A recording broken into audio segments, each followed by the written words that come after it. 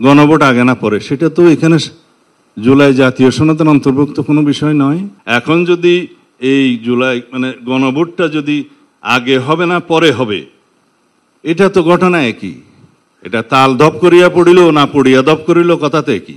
আজকে কেন মাননীয় উপদেষ্টা আমাদেরকে আমন্ত্রণ জানিয়েছেন, আমি আমার ভাই আক্তার বক্তব্য দেওয়ার আগ পর্যন্ত বুঝতে পারিনি। আক্তার বক্তব্য দেওয়ার পরে বুঝতে পারলাম যে এখানে কিছু সমস্যা হয়েছে। জুলাই জাতীয় সনদ স্বাক্ষর করার সংক্রান্ত বিষয়ে ফেব্রুয়ারির প্রথমার্ধে অবশ্যই নির্বাচন অনুষ্ঠান করতে হবে, যার কোনো বিকল্প নাই। দ্বিতীয়, আমি আজকে দফাওয়ারি আপনার সামনে উপস্থাপন করতে চাই। এমন একটা অ্যাটমসফিয়ার আমাদেরকে বজায় রাখতে হবে, যে অ্যাটমসফিয়ার আমরা কখনো পতিত স্বৈরাচারকে আর কখনো এখানে সুযোগ নিতে দেব না। আমরা নির্বাচনকে সামনে রেখে কোনো রকমের ঝুঁকির মধ্যে আমরা যেতে চাই না, যেতে পারবো না, সেটা আমরা এফোর্ড করতে পারবো না। পতিত স্বৈরাচার এবং তাদের দোসর একটি দেশ এই সুযোগ নেওয়ার জন্য বসে থাকবে। মাননীয় প্রধান উপদেষ্টা বলাই আছে যে সমস্ত রাজনৈতিক দল নির্বাচনী ইশতেহারে নোট অফ ডিসেন্টগুলো উল্লেখ করে জনগণের ম্যান্ডেট প্রাপ্ত হবে, তারা সেইভাবে নোট অফ ডিসেন্টগুলো বাস্তবায়ন করতে পারবে। এখন আমাদের কিছু নোট অফ ডিসেন্ট আছে, অন্য একটা দলের কিছু নোট অফ ডিসেন্ট আছে।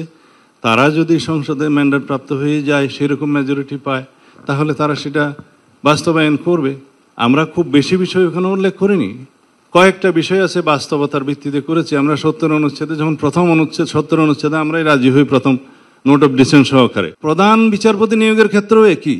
কেউ বলেছে আপিলেট ডিভিশন থেকে নিয়োগ করতে হবে, সেটা একটা ডেভেলপমেন্ট। আগে সেই বাধ্যবাধকতা ছিল না, যে কাউকে বানানো যেত। আমরা বলেছি এটা গ্রেট, কিন্তু 2 জনের অপশনটা প্রেসিডেন্টের হাতে থাকা এই জন্যই ভালো, যে হঠাৎ করে যদি কেউ সিনহার মতো লোক এসে যায়, সেই ক্ষেত্রে একটা অসুবিধায় পড়তে হবে জাতিকে। আমরা বলেছি আমরা দ্বিতীয় চেম্বার চাই, আপার হাউস চাই, 100 সদস্যের চাই, কিন্তু সেই নিয়োগ প্রক্রিয়া বা মনোনয়ন প্রক্রিয়া বা নির্বাচন প্রক্রিয়া নিয়ে একটু নোট অফ ডিসেন্ট আছে, 2 রকম প্রক্রিয়া আছে।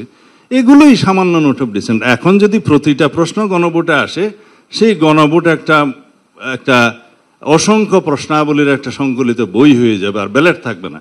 ইন টোটাল একটা গণভোট হবে যে এই জুলাই জাতীয় সনদের পক্ষে আপনারা আছেন কি নাই, হ্যাঁ অথবা না বলেন, ছোট্ট একটা ব্যালট। এই একটা মাত্র কোয়েশ্চেন।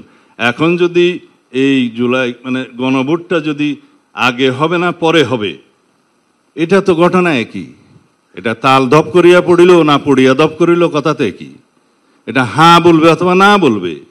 এখন যদি একই দিনে একটা ছোট্ট ব্যালটে গণভোট হয়, সেটা আমাদের জন্য সবচাইতে সুবিধাজনক এবং আলাদা ব্যয়বহুল হবে না, আলাদা ম্যান পাওয়ার অ্যারেঞ্জমেন্ট করতে হবে না, আলাদা নির্বাচনী বাক্স হবে না, আলাদা বুথ সেন্টার হবে না, এবং সমস্ত জনবল হবে না, অনেক কিছুই হবে না আরেকটা নির্বাচনের মতো। আজকে সে যদি আবার সকালবেলা যেভাবে শুনলাম যে অঙ্গীকারনামার ওই দফাটা থাকলে অমুক অমুক পার্টি স্বাক্ষর করবে না, তাহলে কি করতে হবে? এটা দফাওয়ারি জায়গায় সব লিখতে হবে যে কি কি আছে নোট অফ ডিসেন্ট। ঠিক আছে, লিখুন। দফাওয়ারি জায়গার বিপরীতে যদি আপনি লিখতে চান, আপনার পৃষ্ঠা 40টা না হয়ে হয়তো 50টাতে উপনীত হবে, কারণ প্রত্যেকটার পিছে পিছে এক একটা প্যারাগ্রাফ আপনাকে একই কথাগুলো লিখতে হবে। কিন্তু অঙ্গীকারনামায় থাকলে সেটা লিখতে হতো না। গণভোট আগে না পরে, সেটা তো এখানে জুলাই জাতীয় সনদের অন্তর্ভুক্ত কোনো বিষয় নয়। জুলাই জাতীয় সনদ হচ্ছে একটা সনদ, সেটা স্বাক্ষরিত হবে। বাস্তবায়নের জন্য সুপারিশ যেটা করবেন, সেটা জাতীয় ঐকমত্য পরিষদ কমিশন সরকারের কাছে রিকমেন্ডেশনস দিবে যে এই প্রক্রিয়ার মধ্য দিয়ে এটা বাস্তবায়ন করা যায়। It is not part of the charter. July জাতীয় সনদের অংশ সেটা নয়।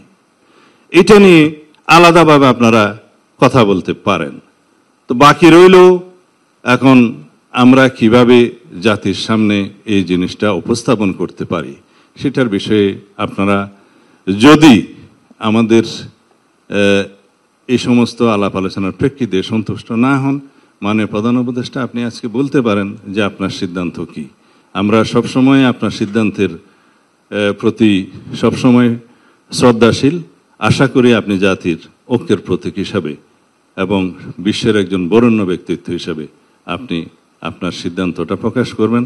আমরা 17 তারিখে 4টার সময় জুলাই জাতীয় সনদে স্বাক্ষর করার জন্য প্রস্তুত আছি এবং আশা করি যেভাবে আমরা একত্রিত হয়েছি, একমত হয়েছি, চার্টারে আমরা with note of dissent clearly আমরা আটার করি, সেইভাবে আমরা সেটা দস্তখত করি, তাহলে পরে আমরা বিশ্বের কাছে একটা নজির স্থাপন করতে পারবো।